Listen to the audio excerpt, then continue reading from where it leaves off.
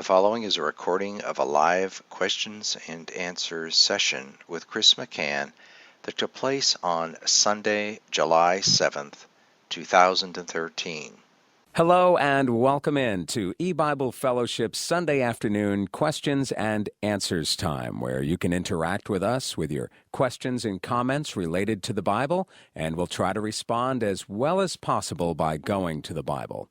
And now, with Sunday afternoon's questions and answers, here's Chris McCann. Welcome, everyone, to EBible Fellowship's question and answer time. Today, we're going to open up the room to receive your questions or comments, and each person is invited to share whatever is on your mind by contacting us in one of the ways that were just mentioned, and you'll be able to take the mic and ask your question or make your comment, or to bring up the verse that you would like to look at. We want to be open, to be as open as possible with everyone, and that means when we teach things, well, we don't just teach and then not allow people to question what's being said, but we want questions, we desire questions, because that's how we can put a check on ourselves, an additional check, that what we're saying is true and faithful. Maybe if we say something and a listener hears what was said and thinks of a verse that we didn't think of, well, then that person can call and say, what about this verse? It compared to what you're saying, and that's a help to all of us in Bible study. We want to make sure we're checking everything the Bible has to say before continuing on or developing doctrine. Well, at this point, we're going to open up the room and go to the first person on the phone. Welcome to our Sunday online fellowship. Please go ahead with your question. Good afternoon, Chris. How are you? I'm doing good, thank you. Thank you for the wonderful study, which prompted me to ask you a question. By any chance, are you planning to do the study of Noah's flood? Because this parallels so well with the shutting of the door in Noah's flood. If possibly we could do the study in greater detail. Well, you know, I wasn't planning on going through Genesis 7. I make reference to it all the time in certain places, but no, I didn't have any plans right now to go through that chapter.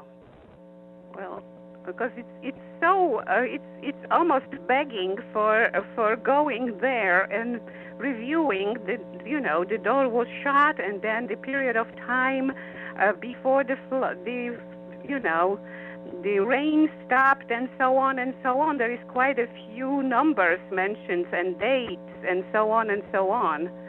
And also the other thing is the Israel coming out of Egypt.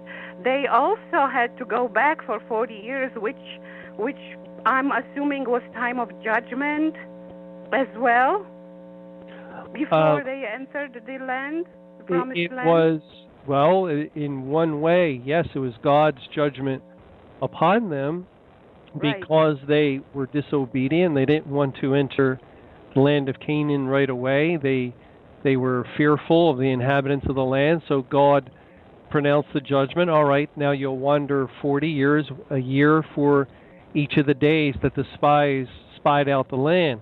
But we can see the relationship between the coming out of Egypt and the coming out of Babylon, because God makes that tie-in in other verses.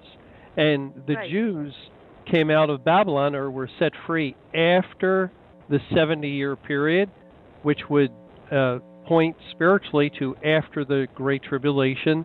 The spiritual Israel of God, who were captive in Babylon, in the world, as we came out of the churches, were set free. And so we can make that tie-in, and it is interesting that the Jews came out of Egypt and were tested for 40 years, and God's people came out of Babylon, and we're being tested for what looks like a period of 1,600 days, which is 40 times 40.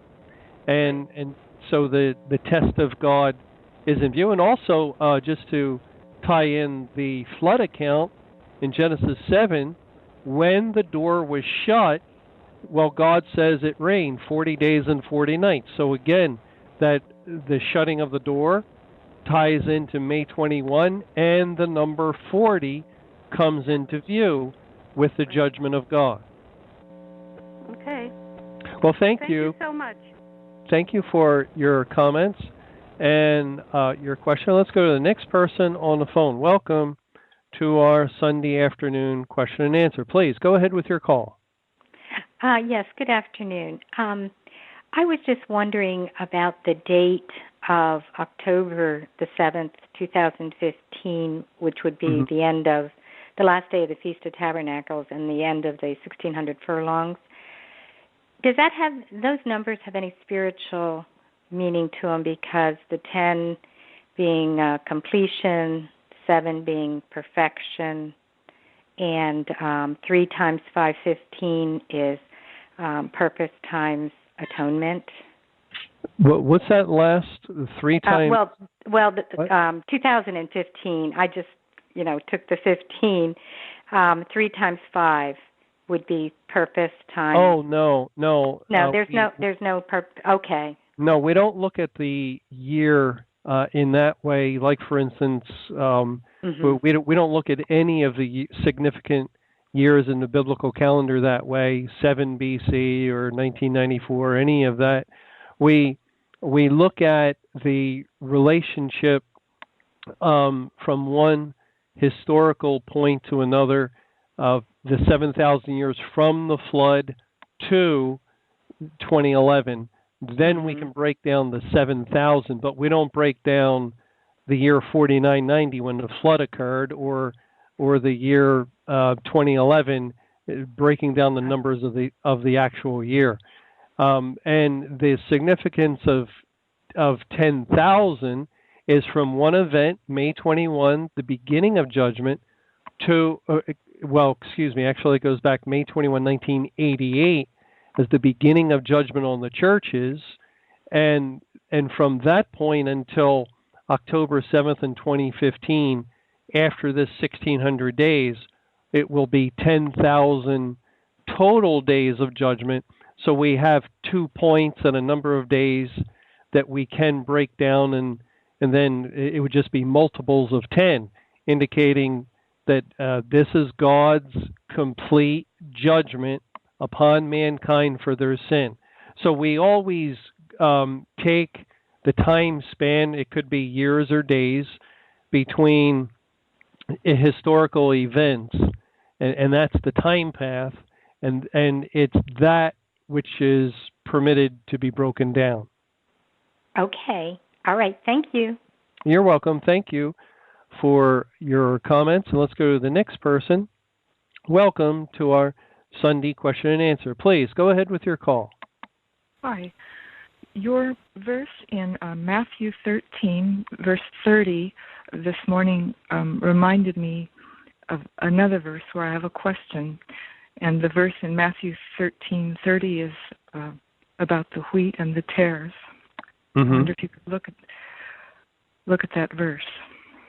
Yes, Matthew 13:30 says, "Let both grow together until the harvest, and in the time of harvest will I say to the reapers, gather ye together first the tares, and bind them in bundles to burn them, but gather the wheat into my barn." Okay, thank you. The question is about the metaphor of burning. I'm looking in 1 Corinthians 3, verses 11 through 15, particularly verses 13 and 15, and trying to get understanding on the words that are used here with regard to what the metaphor of fire or burning is doing. In one case, it says it will try every man's work. That's in verse 13. In another place, it says that if that work abide that is built, the man shall receive a reward. If the work is suffer loss, he himself shall be saved. I would wonder if you could speak about the meaning of work in this context and maybe contrast it with Matthew 13:30. Well, yeah, when we read of the gathering here of the tares in bundles to burn them, and notice they're burned first, and that's because God set in motion the separation of the wheat and the tares that were in the churches, as this parable in Matthew 13 is describing the situation in the church, that they were growing together, saved and unsaved, and God set in motion a separation doctrine when he opened up information about the end of the church age and commanded his people to come out. And those that remained were tares. The wheat began to come out of the church. And so when finally the Great Tribulation period ended, the gathering of tares was completed because God set a time limit on coming out of the church. Up until May 21, that would be the day of judgment, and the transition from the end of the church age, the end of the judgment upon the churches exclusively, and the transition to judgment on all the world. So when any in the church failed to come out by that time, then immediately, instantaneously, as we entered into Judgment Day, they were tares, and Judgment Day was the fire that burned them up. And they were all bundled in a nice, neat package of being located in the church. None of God's people were there. So this was the tactic that God used to bundle the tares for burning. Now, burning, or the fire of Judgment Day, has to be kept in mind with the statement in Hebrews chapter 12 that says our God is a consuming fire. And is that literally true? No. Even though God appeared in a burning bush, he's not literally burning. He's not a consuming fire literally, but spiritually he is full of fire and wrath towards the sins of men. And so Judgment Day is the day of God's his loosing of that fury, of his vengeance and anger, and the pouring out of the cup of his wrath. It is the day of fire of God in that sense. And that's what burned up the tares. No literal fire, but just the anger of God upon them, that they continued in the church and did not hearken to him. And so they're bundled first, and then all those unsaved of the world are also brought into the fire of Judgment Day. Now, in 1 Corinthians 3, we read of, we would have to go a little earlier back to understand the references to work. It says in verse 9, for we are laborers together with God, that is, workers. Ye are God's husbandry, ye are God's building. Now God put us to work in sharing the gospel with the world.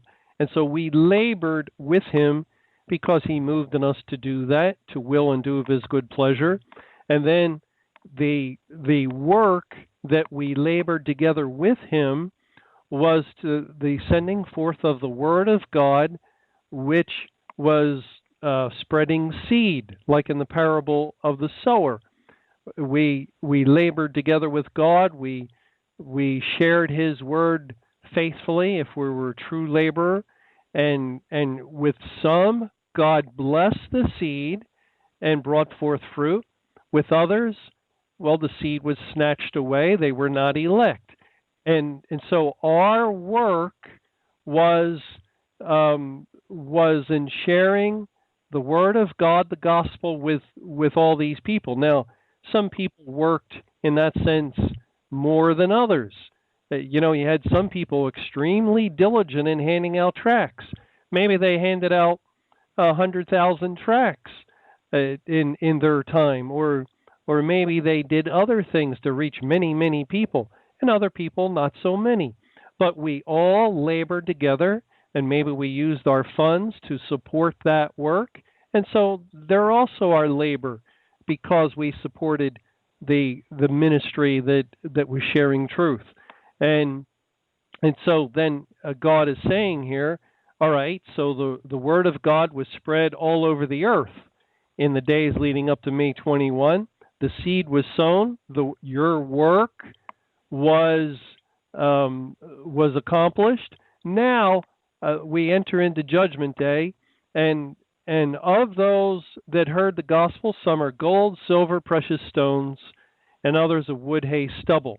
Now we know that fire put to gold, silver, precious stones does not consume it, but purifies it, and they actually come out better. And so the fire of Judgment Day, that consuming anger of God upon the wicked, will not burn up those that were saved, those that heard the word and they were true men. God did save them.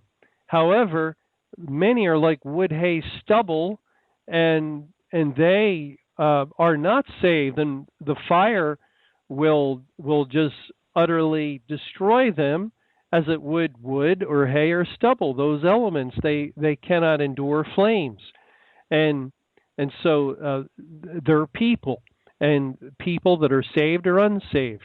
And then in verse 13, every man's work shall be made manifest. And that word manifest means revealed.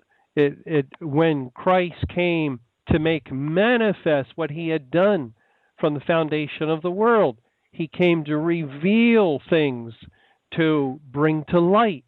The Bible actually says that light makes manifest. And so every man's work shall be made manifest. It will be revealed in this day of judgment. For the day shall declare it, because it shall be revealed by fire, and the fire shall try every man's work of what sort it is. Now, why does God speak of fire as trying? Well, he can't say the fire will destroy every man's work, because that wouldn't be true.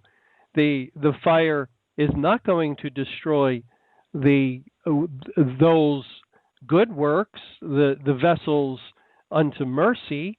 The fire will purify them, and they won't be destroyed. So he uses the word try, and the type of work will be revealed in the trial. And the gold, silver, precious stones will go through. They will endure to the end. And the wood, hay, stubble will be burned up. There's another figure that fits in with this that maybe will help us to understand what God means. In Revelation 16, where he says in verse 8, and this is describing the pouring out of the 7 vials of the 7 last plagues. And it says in Revelation 16, verse 8, and the 4th angel or messenger poured out his vial upon the sun, and power was given unto him to scorch men with fire. And men were scorched with great heat, and blasphemed the name of God, which has power over these plagues, and they repented not to give him glory. Notice here that in the day of judgment, that the sun even though the day of judgment is a time when it's dark, yet God uses the figure here of a scorching sun that scorches men with fire. And what would happen? Well, the word scorch here is the same word found in Matthew chapter 13 in the parable of the sower. Let me turn there. Matthew 13, and in verse 5 and 6, where the seed is sown, and some fell upon stony places where they had not much earth, and forthwith they sprung up because they had no deepness of earth. And when the sun was up, they were scorched, and because they had no root, they withered away. And Jesus explains this in verses 20 and 21. But he that received the seed into stony places, the same is he that heareth the word, and anon with joy receiveth it. Yet hath he not root in himself, and Jesus is the root of Jesse, so he doesn't have Christ, but dureth for a while. For when tribulation or persecution ariseth because of the word, by and by he is offended. Well, now we know exactly what God is telling us concerning the day of judgment. For the word's sake, God's people, out of great love, shared the information of the coming day of judgment with all the world. They laid themselves on the line.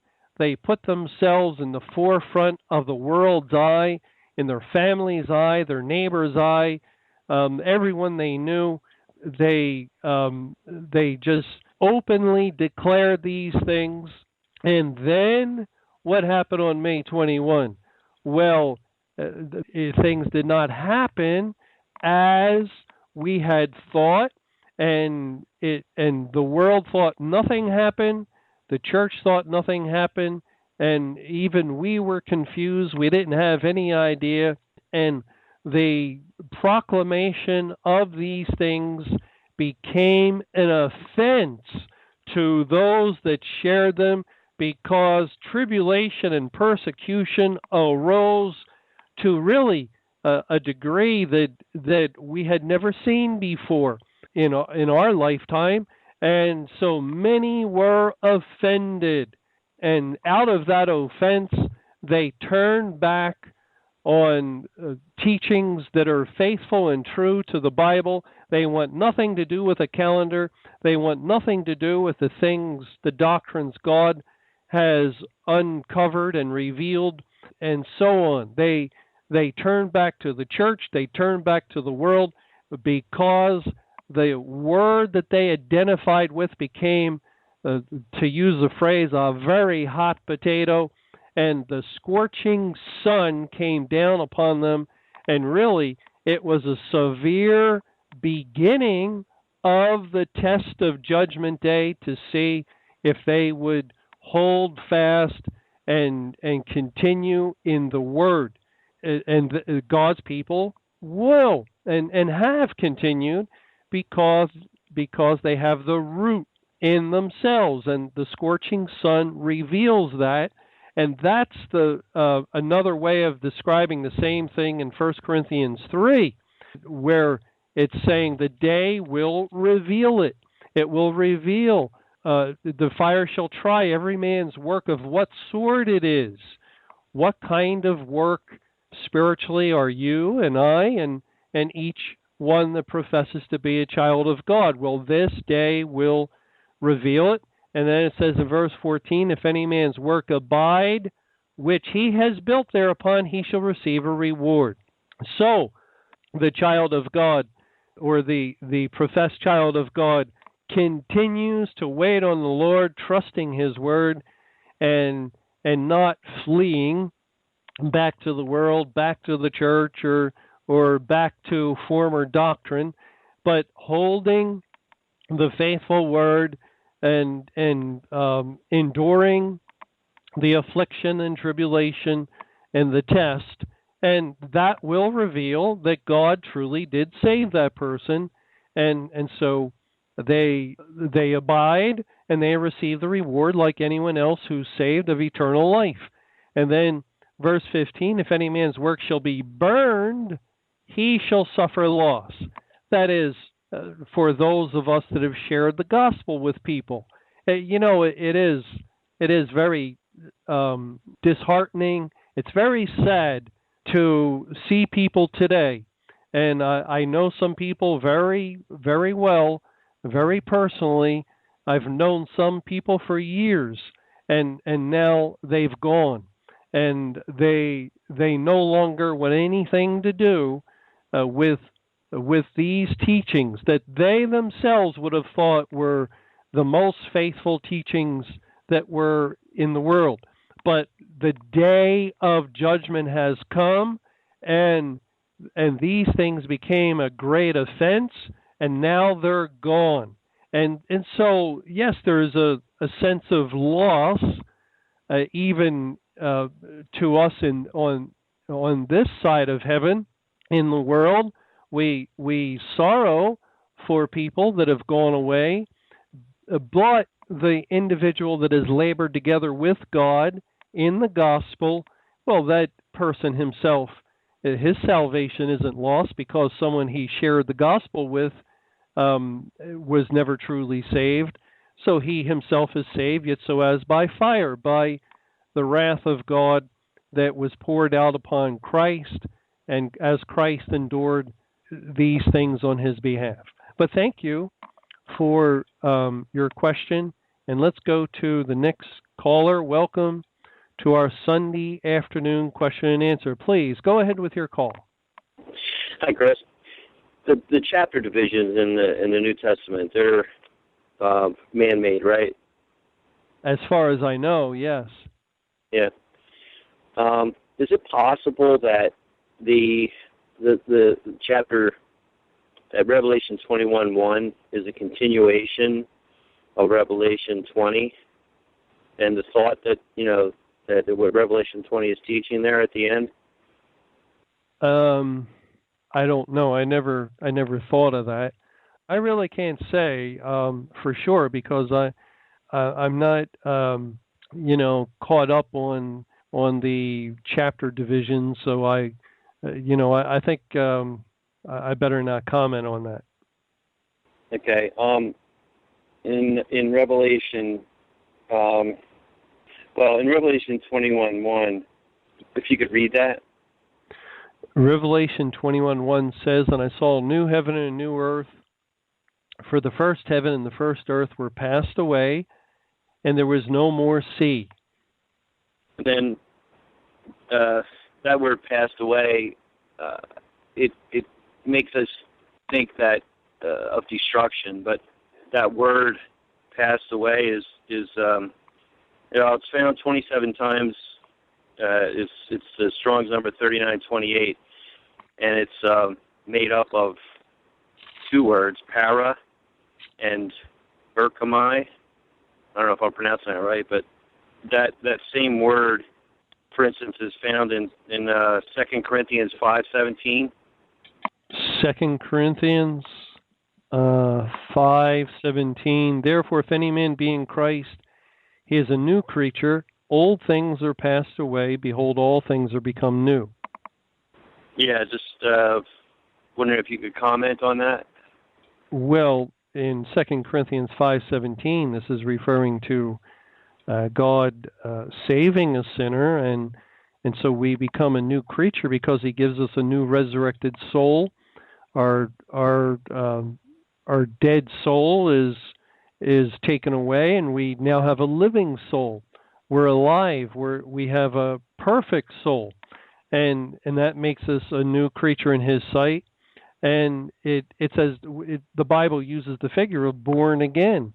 And when someone is born, well, now they're going to have new experiences. They've just been born, and yet in the case of a sinner, we have a past life. So old things are passed away. We're going to have new desires, new wants, new language of the kingdom of heaven. and so on. And the things that we were involved with formerly, we will lose interest in, and will move away from them because of this change. Can you tie that into 21:20 at all? Does it help us understand 21:20? I'm not 21 verse 1, Revelation 21:1. No, I don't know how to relate that except with the idea that this is speaking of a new heaven and new earth, where God has, just as he took away the former soul of a sinner, now he's taken away a corrupt creation and he's recreated. That would seem to be the tie-in. Well, back in Revelation 20, verse 11, can you take a look at that? Revelation 20:11 says, "And I saw a great white throne, and him that sat on it, from whose face the earth and the heaven fled away, and there was found no place for them." And I've noticed this language, and I haven't had an opportunity to look at it yet to see what might be in view here. I'm sorry, I don't understand Revelation 21:1 at this time. I haven't spent too much time in this chapter because we're currently earlier in the book of Revelation right now. Yeah. But do you think 2011 is talking of our time? Well, when we read that the great white throne is God's judgment, and then verse 12 says, "And I saw the dead, small and great, stand before God." The word standing gives the idea of an ongoing judgment. So the judgment of God has been accomplished by his word upon the sinner all through history, and so it has application all through history, and even especially today as we've entered into the day of judgment. Okay, thank you. Thank you for those verses. And let's see if we have a question from Pal Talk. First question is, do you know if mental illness and demon possession are related? Can a child of God have a mental illness, for example, obsessive compulsive disorder?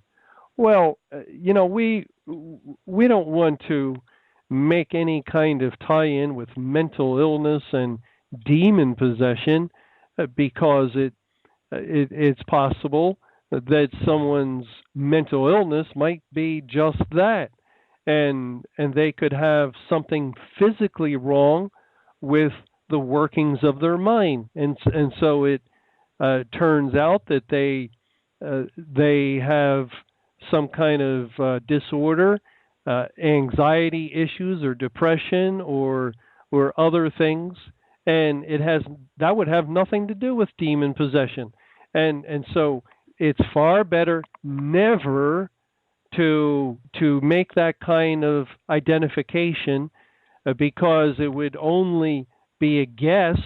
We do know that demons are active in the world, and the Bible records instances of them entering into people, but we can't ever prove that. We can't ever know if someone is possessed. When Satan entered into Judas didn't act like a lunatic. He acted very soberly and went about the business of betraying the Lord Jesus, and he had a demon, and you never would have known it. So someone might have a demon and behave quite normally, and on the other hand, someone may have some behavioral issues, and we might say, "Oh, now that person certainly has a demon," and yet there is no demon within them. It's just a problem with their mind. We have to remember we're in a physical body that is seeing corruption, and just as our physical outward body is troubled and we can have disease, well, the mind is a part of that. The mind is a bodily organ, and it can also experience disease. And so we should listen to our doctors. If they're prescribing some sort of medication, we should listen and take the medication. If we think that they're not properly diagnosing our condition, then go see another doctor. God has provided doctors for us for physical ailments as well as mental ailments today, and there are some medications that can help. But thank you. And let's take another second question from Pal Talk. Litzy1 writes, the latter rain began in 1994, but do you know when the early rain started? Well, yes, because God speaks of the early rain in connection with the bringing in the first fruits. The first fruits are those that were saved during the church age, and the church age began on the day of Pentecost in 33 AD. And we can know that those brought in are identified with Pentecost because in Revelation 14, God speaks of 144,000 that were redeemed, and he says these are the first fruits unto God. And the 144,000 would be also typified in Revelation 7 as 12,000 that were sealed out of the 12 tribes of Israel, totaling 144,000. And then Revelation 7:9 says, after that, then God begins to discuss a great multitude that was saved out of great tribulation. And so we have a very exact timeline for the church age, the season of the early rain when the first fruits were brought in, and then the end of the church age, 1955 years later, on May 21, 1988, the day before Pentecost, and the beginning of the Great Tribulation, and the latter rain began 2,300 evening mornings into the Great Tribulation for the last 6,100 days, about 17 years. But thank you for your question. And let's go to the next person on the phone. Welcome to our online fellowship today. Please go ahead with your call. Genesis 43, verses 29 and 30. Okay, Genesis chapter 43, and beginning in verse 29, and he lifted up his eyes and saw his brother Benjamin, his mother's son, and said, is this your younger brother, of whom ye spake unto me? And he said, God be gracious unto thee, my son. And Joseph made haste, for his bowels did yearn upon his brother, and he sought where to weep. And he entered into his chamber and wept there. I know throughout this account, Joseph is a type of Christ in these chapters in Genesis. Can we see Benjamin as a type of the believers here? Yes. This point in the story of Joseph is when the brethren, Joseph's brothers, are coming to Egypt to get food because the famine is so severe in the land of Canaan. And this spiritually pictures the dividing point. We're almost there in the historical account during that 7-year famine, but it pictures the dividing point of the Great Tribulation as the time when Jacob and his family were suffering in the land of Canaan points to the first part of the Great Tribulation, those 2,300 evening mornings, when God was not yet sending forth the latter rain, and then there is a dividing point when Joseph will reveal himself not only to Benjamin but to all his brethren. Notice here that he yearns to do so, and we could understand that to mean that that it was not an easy thing for God to virtually not save anyone during the first part of the Great Tribulation, especially as he had many elect out there in the world. But God waited, even though he yearned to reveal these things, and it really reveals the goodness and character of God, that he has such love for his people, that he would want them to know everything. Yet it also reveals God's timeline, and he had to wait. And a little later in Genesis 45, it says in verse 1, "Then Joseph could not refrain himself before all them that stood by him, and then he reveals himself." And that pictures the time when God, who has opened the Scriptures, begins to reveal his plan for the Great Tribulation and many truths. The truths of the Bible that we've learned are really pictured by the grain that was stored up against the time of famine. And so the last 5 years typified the latter rain period, in which Joseph's family were nourished by him in Egypt, where God spiritually fed his people in the world. But thank you. Thank you for those verses. And let's go to the next person on the phone. Welcome to our question and answer today. Please go ahead with your call. Yes, we know that God has great mercy beyond even our imagination or understanding. And we know that believers will instantly be with the Lord. Now, my question is, as we approach the end of the 1600 days and the possible end of the world, I've been thinking about how the end may actually come about for the unsaved. Do they just fall asleep quietly, as I believe Mr. Camping said once? It's hard to imagine that our unsaved loved ones or people and others would be in a prolonged terror if God is of such great mercy.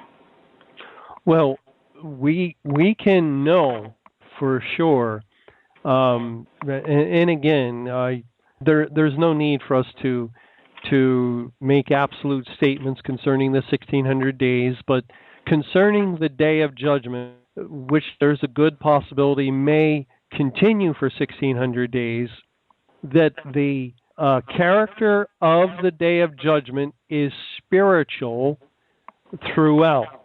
Whether it be 1600 days or longer, it will be a spiritual judgment, which means that the people of the world will not realize that the judgment of God is upon them during the duration of God's judgment.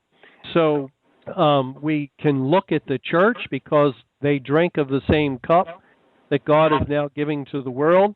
And what do we find throughout the entire 23-year period of judgment upon them? That for the most part they were ignorant of that judgment. When any did hear about it, they dismissed it. They didn't believe it. They had things pretty well, they thought. Maybe some churches grew in membership. Some churches built new wings to their church. Some and so on. Maybe some churches took in a lot of gifts and on and on. So they saw no difference. They deny completely any judgment of God was ever upon them, and they would deny it until today, even after that judgment was completed and now has expanded to include all the world. So we find the world is under judgment, and the world is ignorant of it. The few people that so far have heard about it, they dismiss it. They don't understand it or believe it, except for the true believers. I'm talking of the unsaved people of the world. And so it's a very similar judgment. The nature of the judgment, the removal of the light of the gospel, of God saving, is a very identical judgment. So we can learn much, and this tells us that this is the quietness that perhaps Mr. Camping was seeing. This is a very quiet, gentle judgment in many respects because it is spiritual, unseen, it's invisible. And yet, on the last day of this period of time, there will be a final, actual, literal, physical conclusion to the judgment of the destruction of the world and the whole creation. It has to be. You can't destroy a physical world spiritually. This world must be destroyed literally, and so that will take place. Now, as far as that final conclusion, I don't want to get into that right now, exactly how that would work out, but it certainly would not take long. The Bible speaks of the destruction of this world in the blink of an eye. So we understand that God will destroy things completely at the end of this period of judgment. Thank you. I appreciate your emphasizing that there is a quietness of judgment, because that kind of confused me today, that it just did seem so quiet, but if it's spiritual nature, then it would be quiet. And that I guess my concern is we see and hear so much about apocalypse and physical kind of terror that I just didn't see that as being consistent with a merciful God. Well, the Bible uses sometimes very awful language to describe a spiritual judgment, and people can think that, well, this has to be something super terrible. Like, for instance, when Jesus, in answering the disciples' question, spoke of not one stone being left upon another, and the many think that this is describing a very physical destruction. Or when we read the Bible, and a lot of times there's language of blood being spilled, and woe unto them that give suck in those days. And God uses historical occurrences of the judgment of Judah to typify the judgment on the church. And so it could easily be misunderstood in a physical way. That's where our minds naturally first go to, and yet the believer is taught by studying the Bible, well, don't jump to conclusions. Don't think that things are going to be physical. Remember, the Bible's a spiritual book. Look for the spiritual meaning and the deeper meaning. And when we do that, then we realize, well, God just uses ugly language to describe something ugly, but something that is happening in the spiritual realm.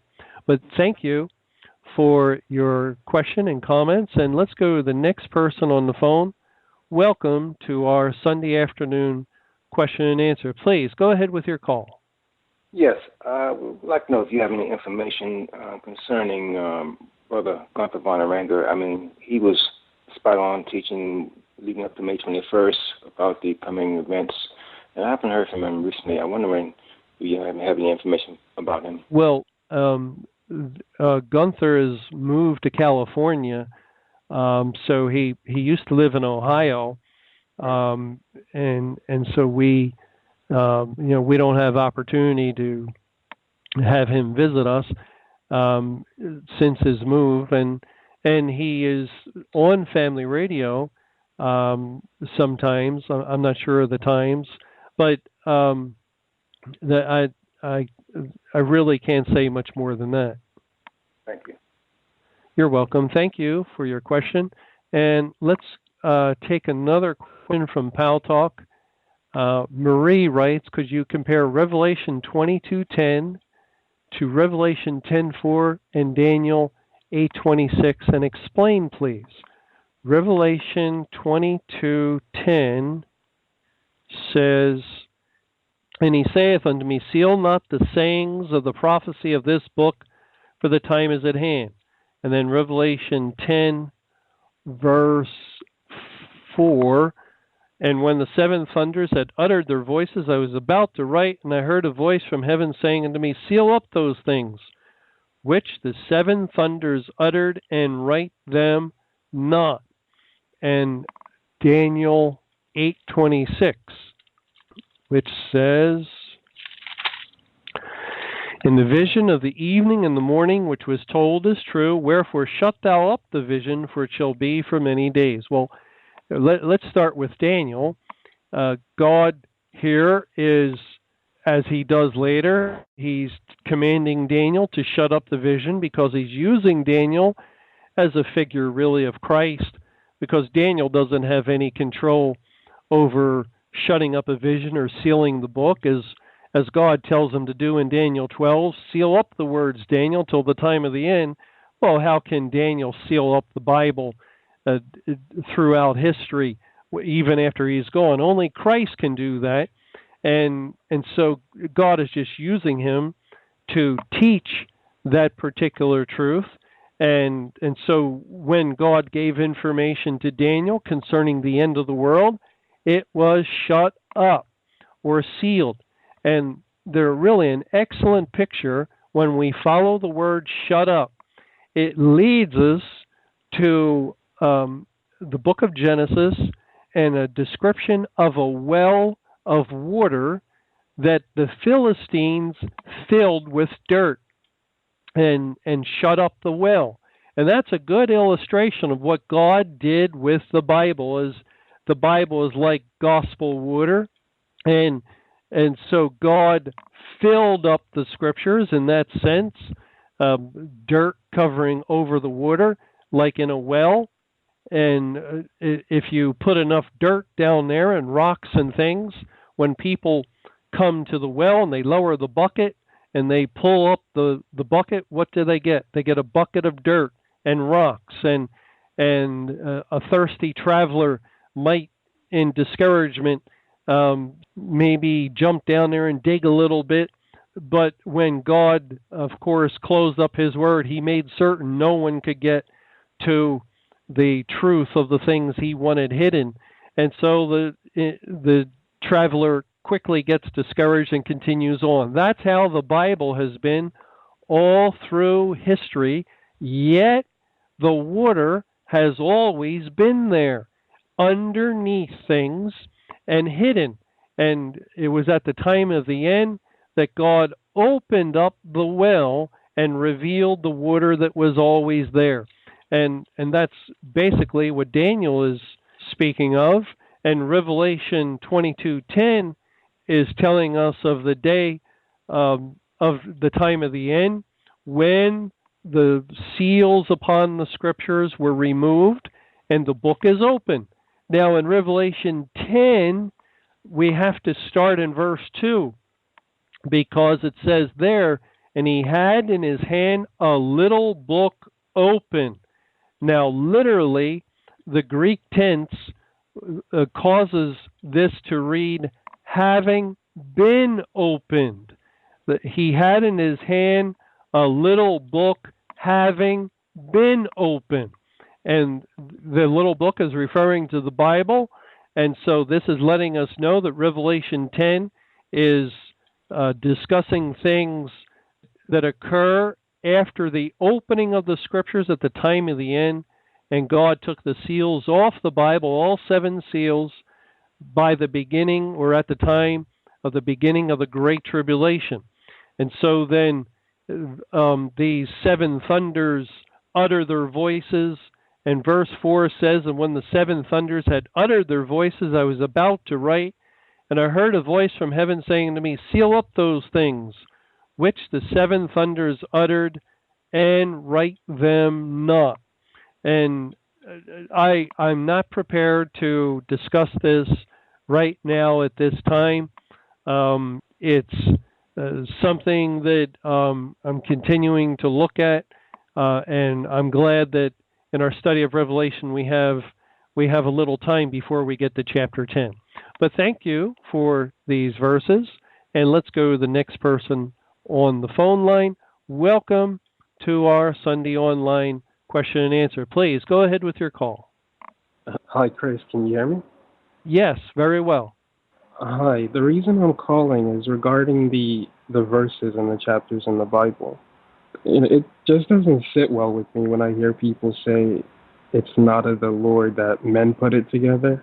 That seems to play into the hands of the people that say the Bible may have been tempered by people. Why can't we think of it as God inspiring that? Because it certainly makes it much more simpler to read the Bible.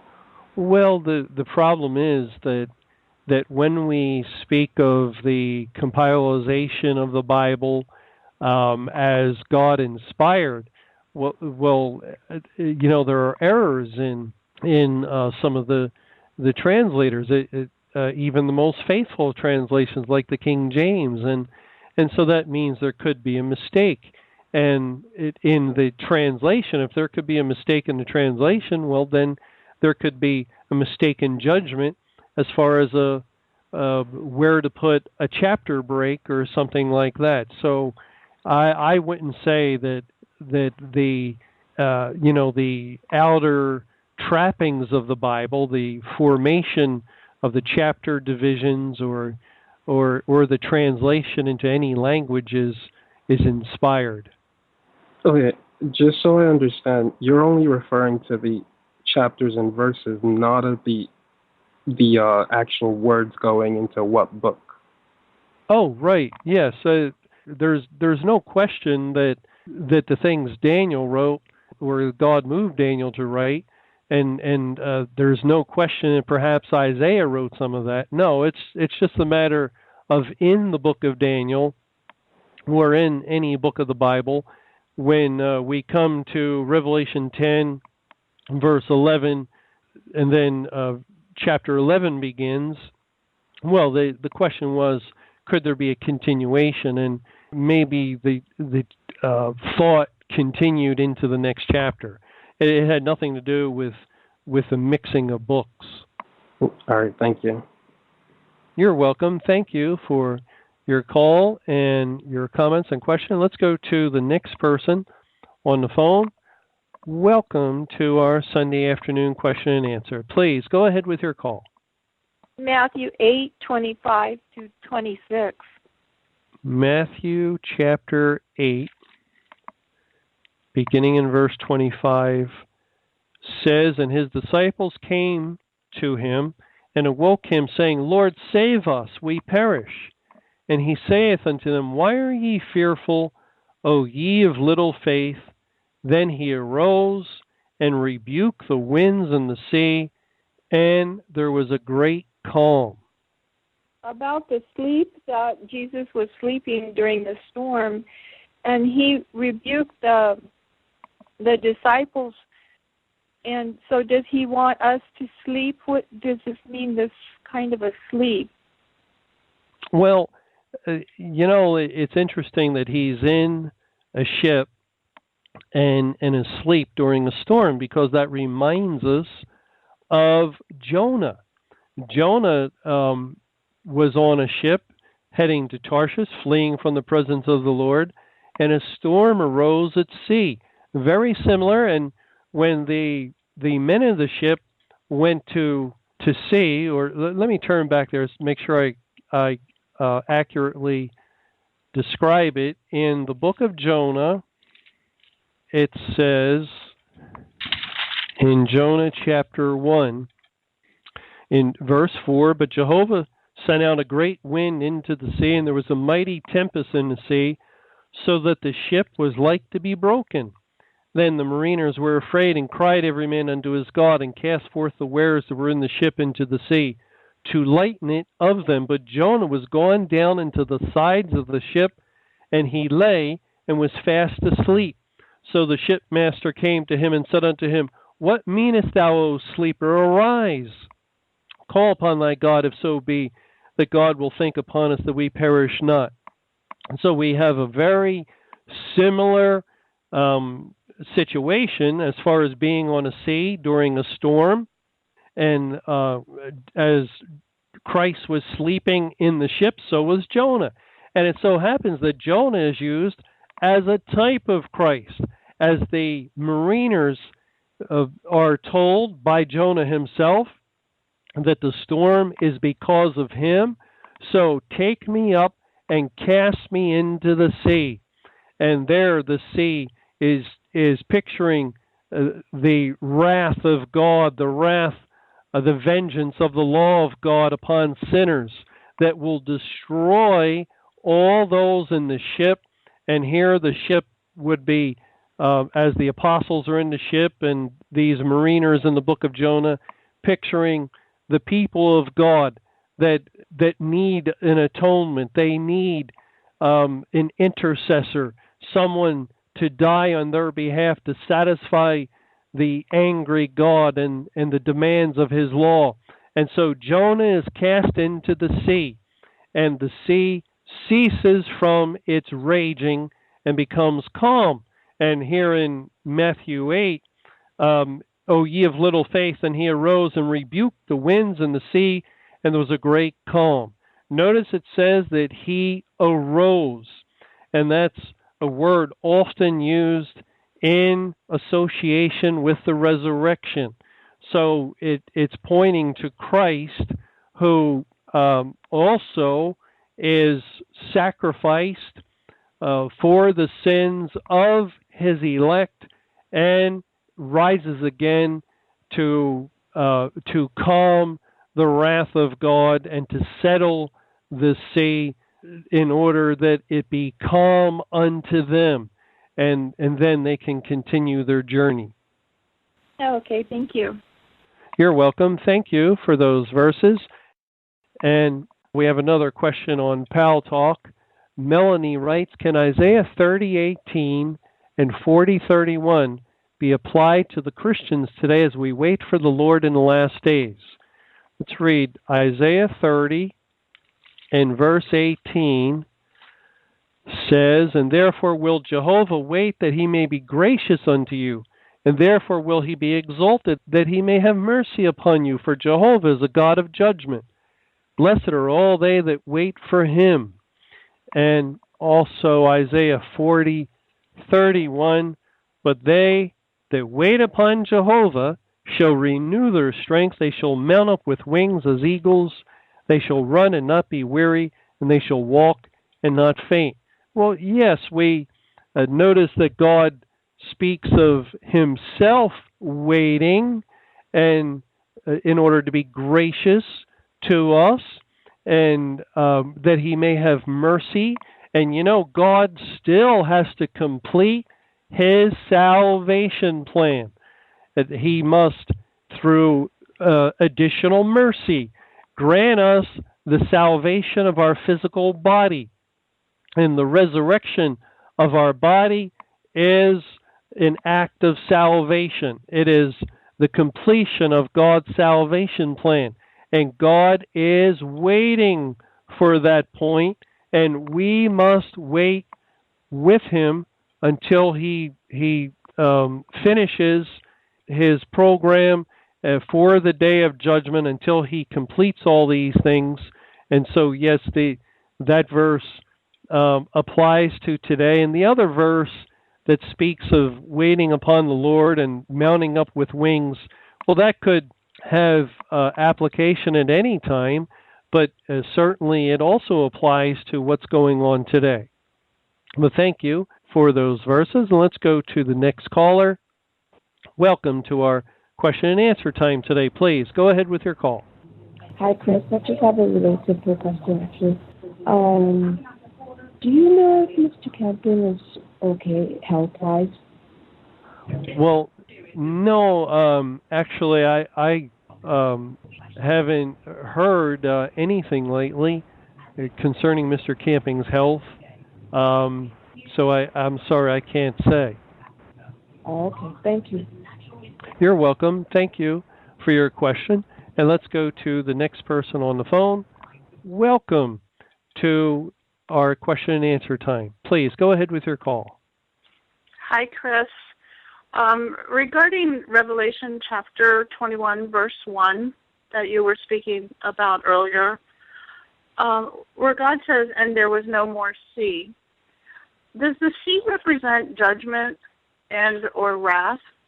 In Yes. which case it would be the new heaven and new earth. Yes, that is how I've understood it. It's a description of the new heaven and new earth, the new creation, and the sea is picturing the judgment, the wrath of God, which has been completed at that point, and so there's no more sea. It's just curious how God emphasizes that, because there will be no more sin and no more anger of God upon a sinner. That's all over and done with in the past, and so this does seem to be describing the last day of the day of judgment, the last day, the end of Earth's existence, when it's over and done with and burn up, and God creating a new heaven and new earth. Okay, thank you very much. You're welcome. Thank you for that comment. And let's go to the next person on the phone. Welcome to our Sunday question and answer. Please go ahead with your call. Good afternoon, Chris. Can you hear me? Yes, very well. Please go ahead. I do thank you so much for your Bible studies. And I don't have a question, but I just wanted to give a comment to those who were asking about Mr. Camping. I live in California, and I do listen to family radio, and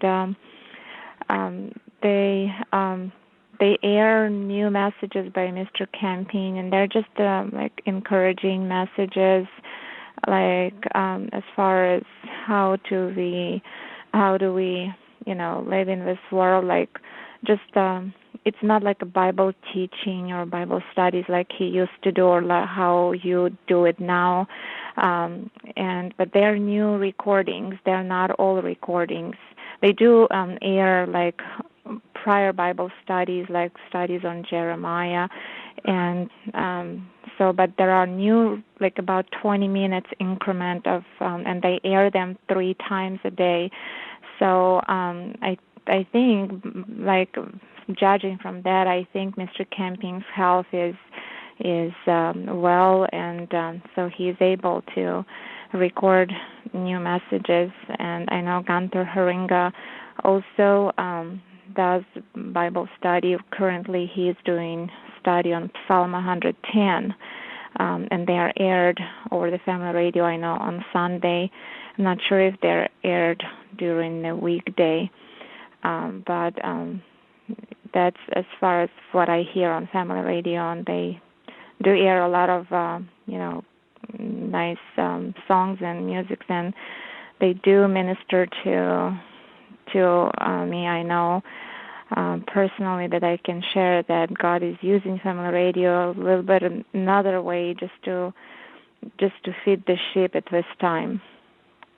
All right. Well, thank you for letting us know that, and for giving us an update on Mr. Camping and his health. Thank you very much, and we appreciate your call. And now let's go to the next person on the phone. Welcome to our Sunday afternoon question and answer. Please go ahead with your call. Hi, Chris. How are you? Thank you so much for the study. And I just wanted to, if I may, add a comment to the caller who had mentioned about Revelation. It is a little confusing because he sort of put that on the table, and he didn't exactly say why he put that on the table, because it gets into your mind to say, why would he say that? I don't think he explained why, unless did you hear him explain why he thought, maybe, I think he was saying Revelation 20, now I'm forgetting, but I think he said Revelation 20, and then could it possibly be Revelation 22 coming after that, instead of 21 because there might have been some sort of the way they put the chapters together, because he was saying that they were created by man, so it's possible that that error could have happened. But he didn't really say why he thought that.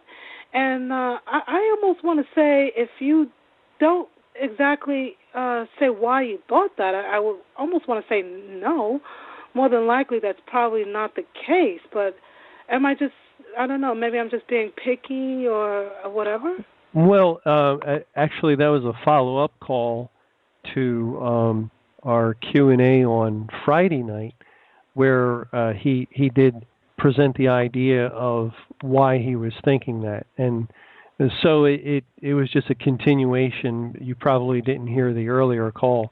But sometimes we can have language from chapter to chapter that seems to connect, and yet, for instance, in Revelation chapter 6, we read at the conclusion of that, "For the great day of his wrath has come, and who is able to stand?" That's verse 17. And in the previous passage, God has clearly been describing the day of judgment.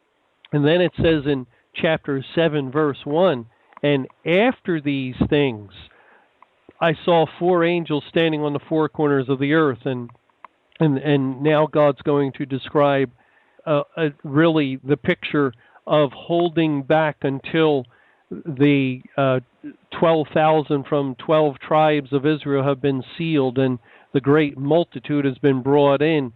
And so even though the statement "and after these things" seems as though it would be a follow-up to the previous chapter, it really is taking us in a completely different direction, all the way to the church age and the sealing of the first fruits, and to the completion of God's salvation plan. So we have to be careful with statements from one chapter to the next that would seem to be a continuation. We have to be careful with everything in the Bible. But thank you for your yes. Can I also say that I see that in the Old Testament as well, and I think we could say that the Old Testament, coming from the Jewish Bible, there are no chapters. From what I've told, there are no chapters. Everything, just all the verses just run together. So I'm just saying that I see that in the Old Testament as well. I don't just see that in the New Testament. So, I mean, being the Old Testament is coming from the Jewish Bible, I don't know. I'm not sure why he would have mentioned that. I mean, I could respect him having a question and mention and asking you, but it does cause a little confusion, and your answer does too, to be honest. Well, I'm sorry. I just am not ready at this moment to speak about that, and so I'm sorry if there has been any confusion. But thank you for your call and comments, and we have come to the end of our time today, and I would like to thank everyone for sharing your questions and your comments, and especially for bringing up the Bible verses that we had an opportunity to read and consider and to think about. And now at this time, we're going to return to our Sunday online fellowship and continue worshiping the Lord on this Sunday Sabbath. And Lord willing, we'll get together again with another question and answer Monday evening at 9:30 p.m. Eastern Time. But also, if you happen to be on Facebook, please join us tonight at 9 p.m. Eastern Standard Time during our Facebook group called Sunday Open Question and Answer. It's a EBible Fellowship sponsored group, and we'll have a text question and answer on Facebook from 9 to 10:30 Eastern Time. But for now, I'll say good afternoon, and may the Lord's perfect will be done.